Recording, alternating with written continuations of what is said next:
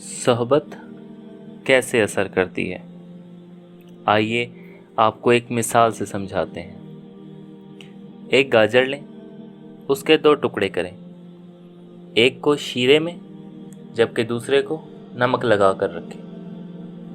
चंद दिन बाद एक टुकड़ा मुरब्बा जबकि दूसरा अचार बन जाएगा। गाजर वही, लेकिन माहौल मुख्तलिफ, नतीजा बिल्कुल अलग। लिहाजा आप जो कुछ बनना चाहते हैं वैसे माहौल के लोगों में बैठें। अगर आप अमीर बनना चाहते हैं तो अमीर लोगों में बैठें। अगर आप नेक बनना चाहते हैं तो नेक लोगों में बैठें।